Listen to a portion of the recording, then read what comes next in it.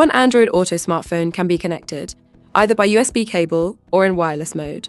First, install the Android Auto application via Play Store on your smartphone. Your smartphone's wireless connection can be initialized from the device menu. First, activate the wireless Android Auto function in the Settings menu of the Android Auto application of your phone. Press on the Settings application. In the list, select the Connectivity tab. Select Devices to display the device you wish to connect to Android Auto. If the device has never been connected to the system, proceed with pairing. The system will detect if the smartphone is compatible with Android Auto and offer to connect to it after pairing.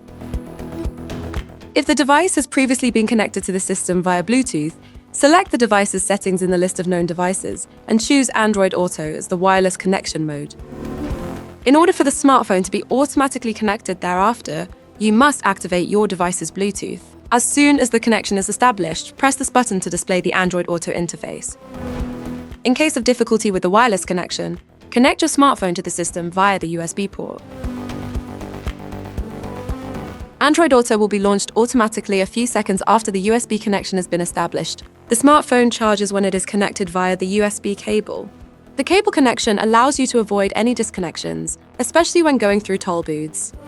To launch the smartphone's voice commands, long press the command button on the steering wheel.